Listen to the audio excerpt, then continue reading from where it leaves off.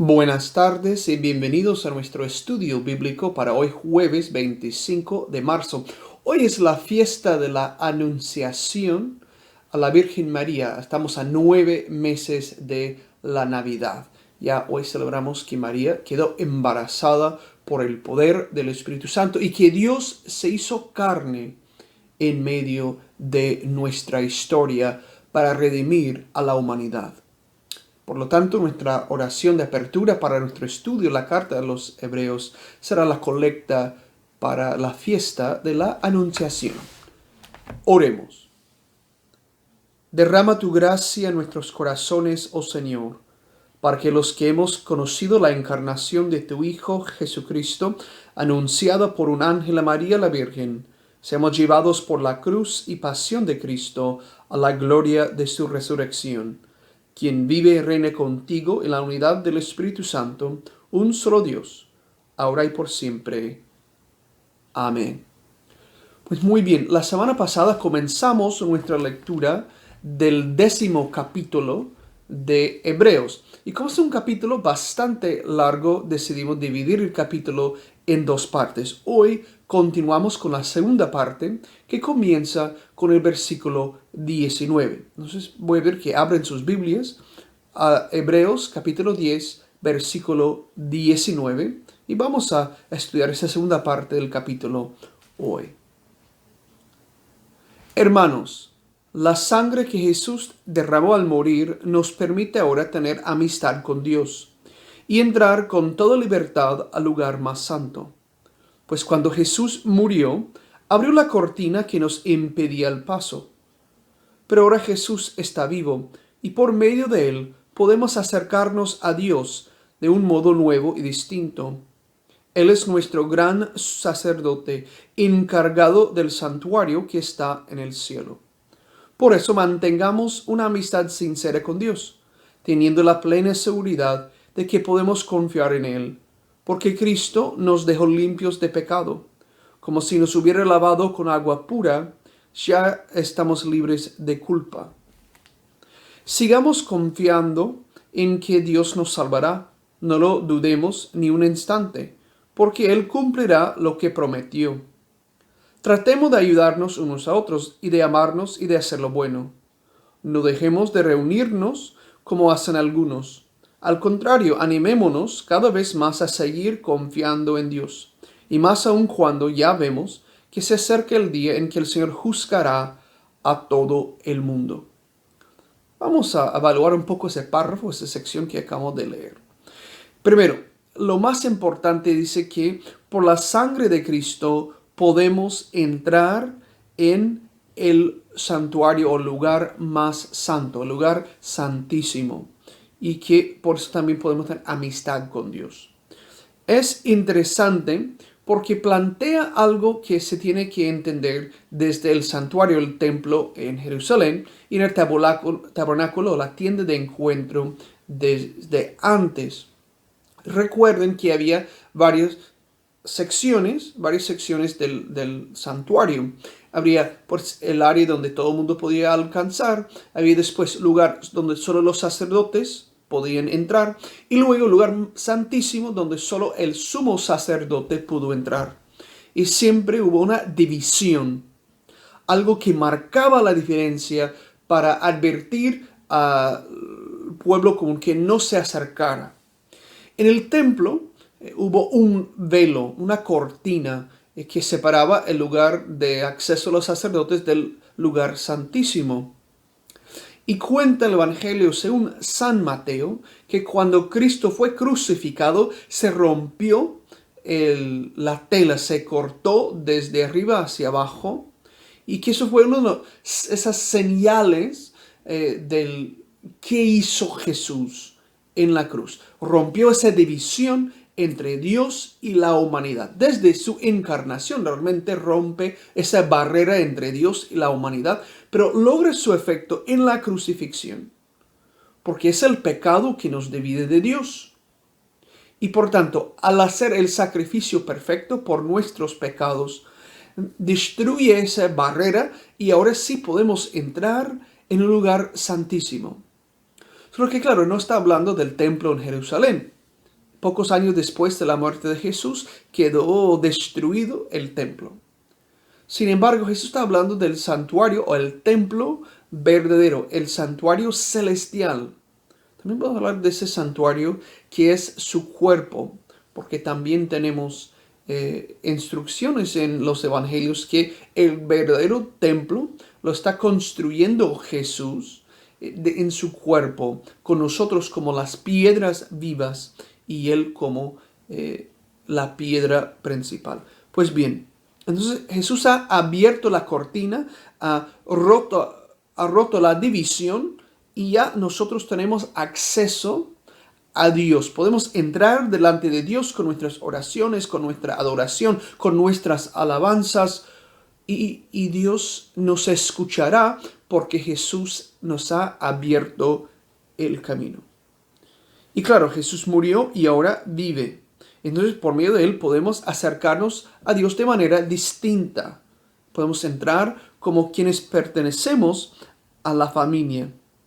¿Por qué? Porque Cristo nos ha limpiado del pecado, nos ha dado un baño de agua pura, quizás una referencia al bautismo, y ahora estamos libres de la culpa porque Cristo ha pagado el precio. Por lo tanto, como dice en el versículo 23, debemos de mantener la confianza de que Dios nos salvará.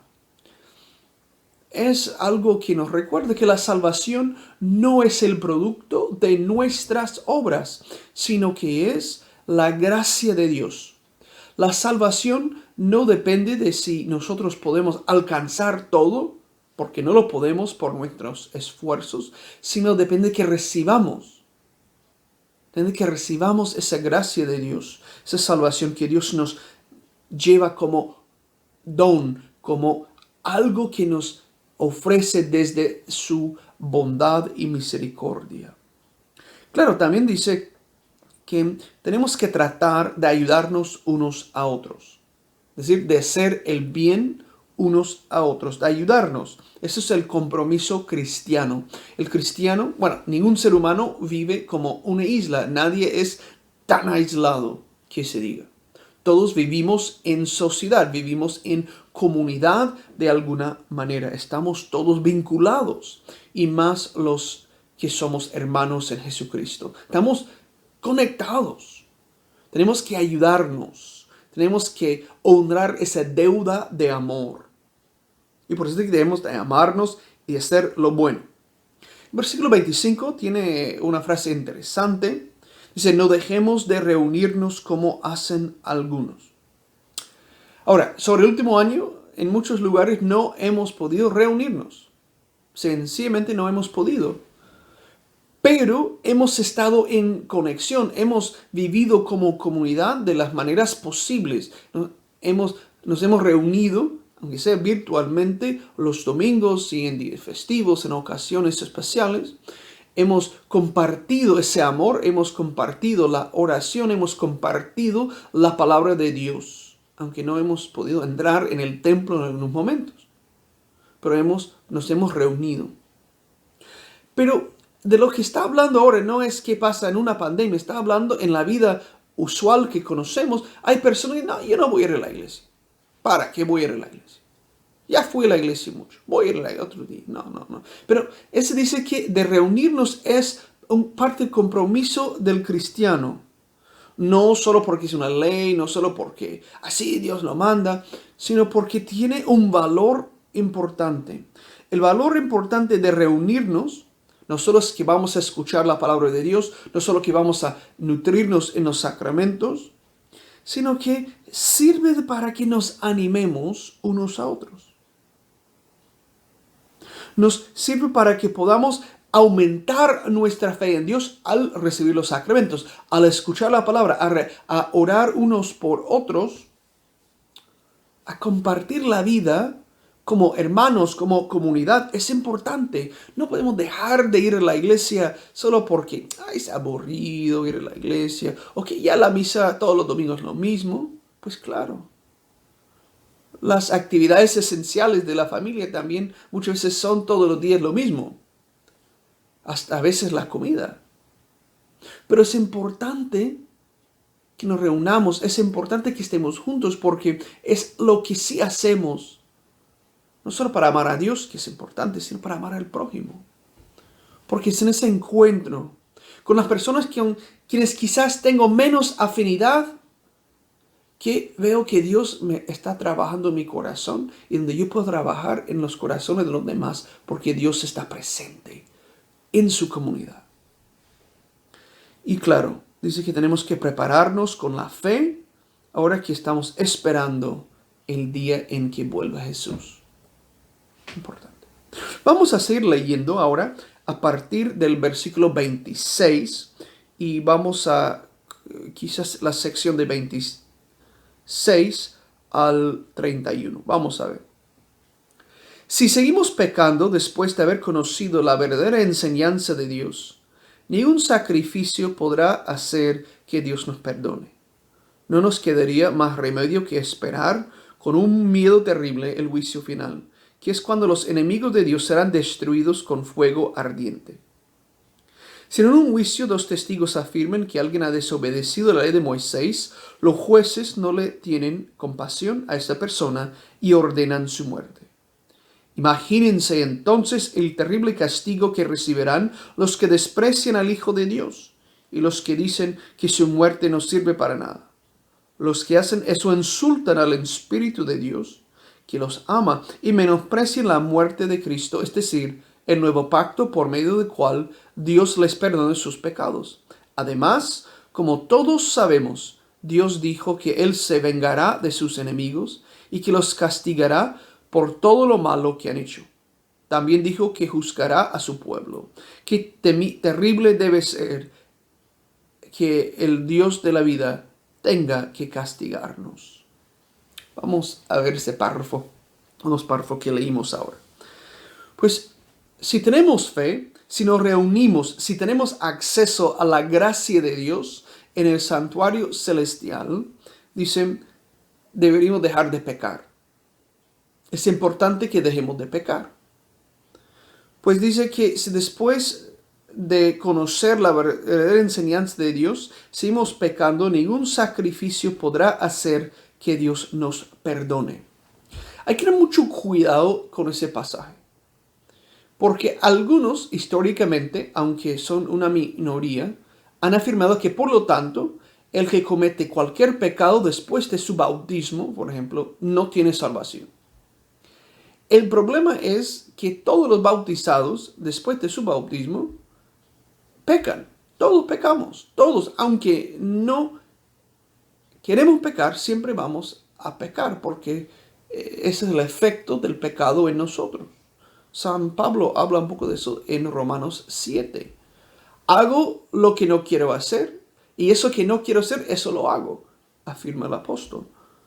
Aunque hay siempre interpretaciones mixtas también de ese pasaje, es importante entender que está hablando de dedicarnos al pecado en primera instancia. Es decir, no, voy a rienda suelta a mis pecados.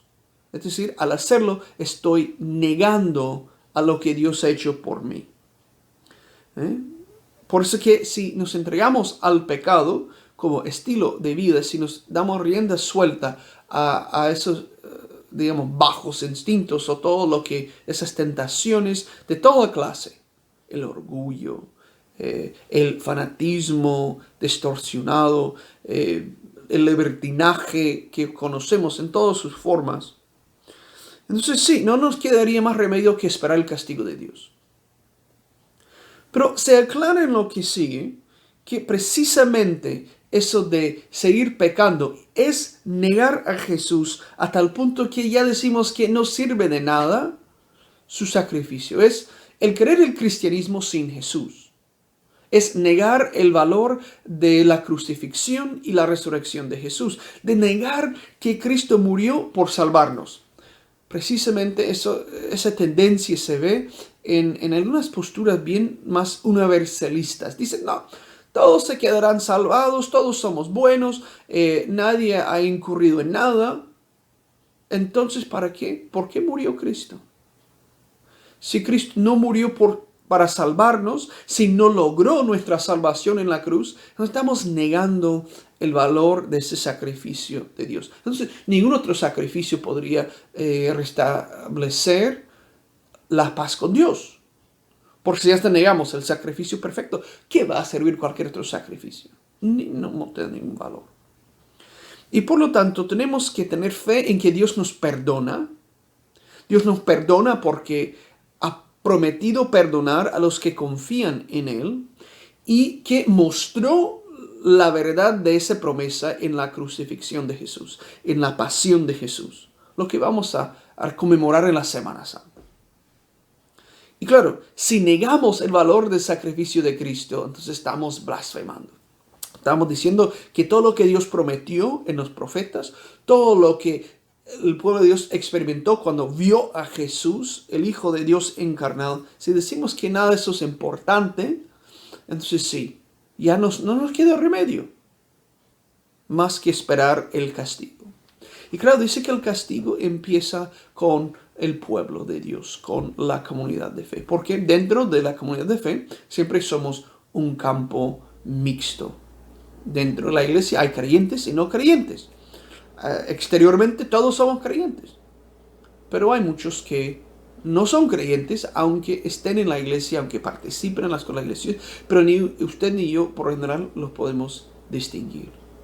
Porque, como dijo Jesús, es como el reino de Dios, es como el campo donde hay trigo y cizaña.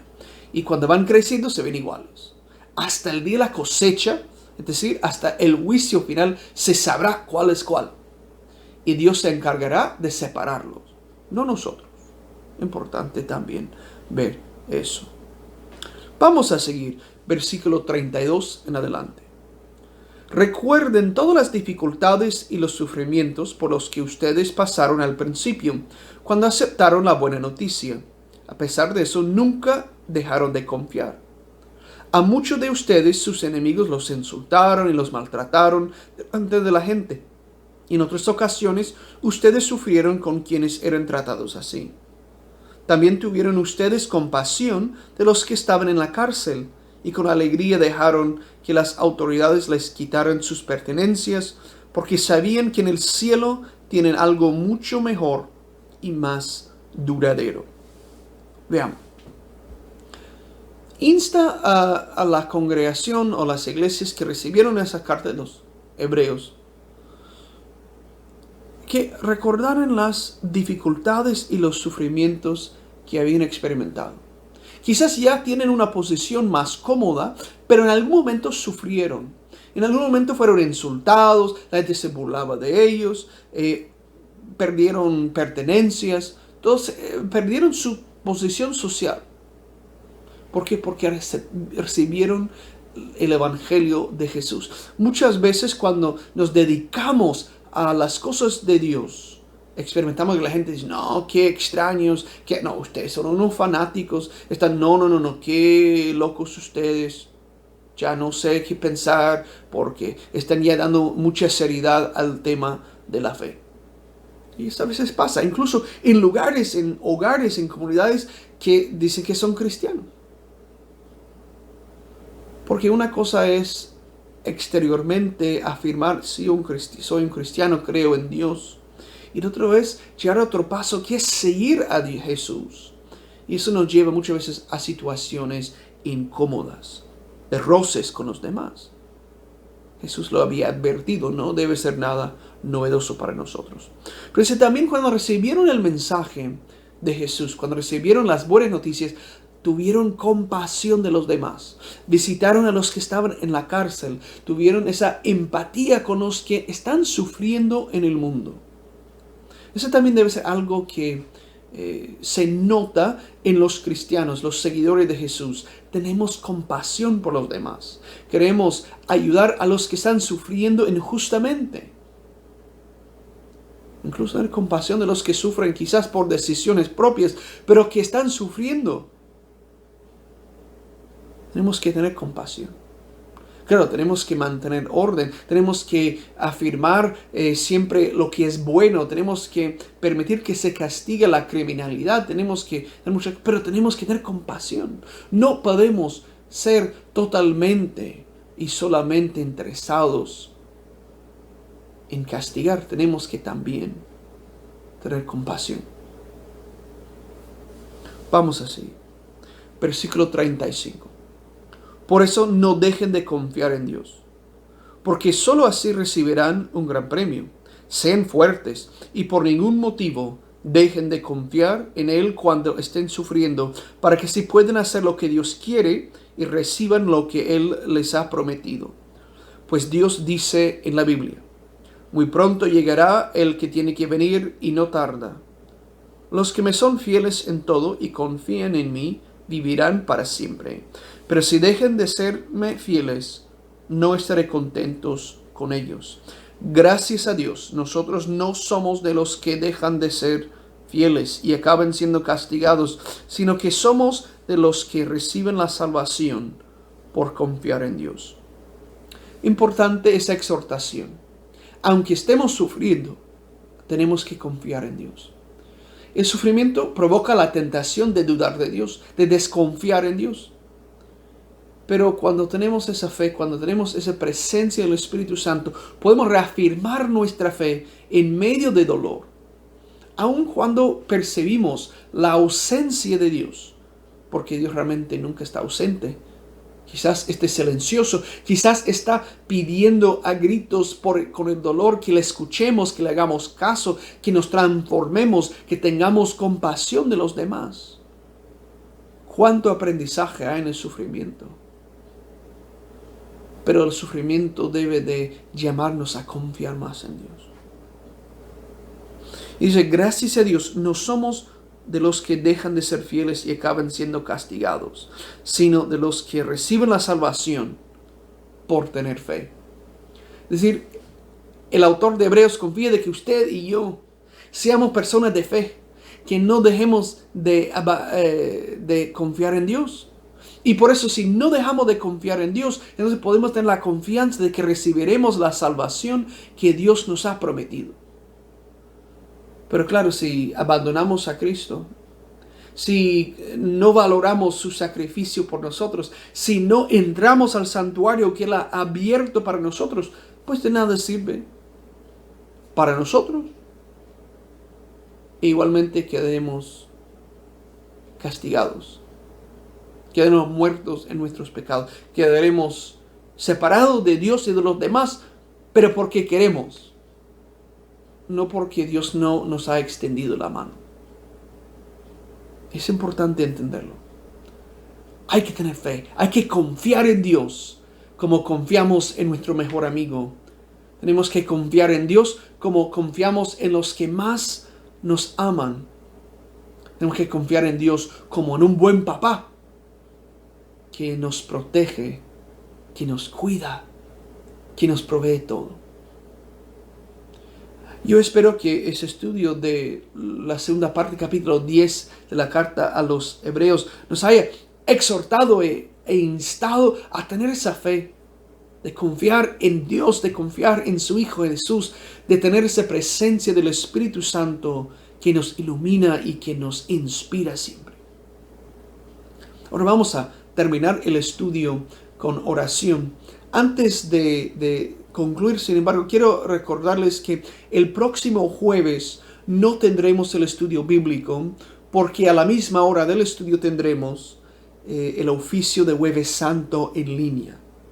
Es unas ocasiones donde solo vamos a ver el oficio en línea, vamos a tener una predicadora especial, vamos a tener oraciones especiales para esa ocasión, y les invito a compartir el Jueves Santo con nosotros a las 6 de la tarde, la hora del estudio bíblico. Ahora, en la semana de Pascua vamos a continuar nuestro estudio bíblico a partir del versículo 11. Pero el próximo jueves será Jueves Santo y tendremos el oficio de Jueves Santo. Ahora vamos a orar y vamos a decir todos juntos en un momento el Padre Nuestro. Oremos. Santo Dios, tú que eres nuestro Señor, tú que has construido ese santuario celestial para que entremos en él, para que por la sangre de Cristo tengamos acceso a ti, para que estemos libres del pecado, para que estemos limpios de las culpas que merecemos.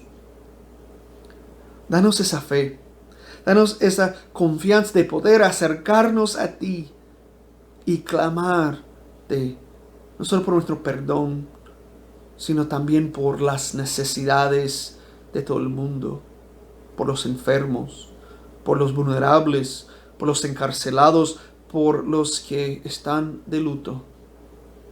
Señor, tú conoces las necesidades de todos.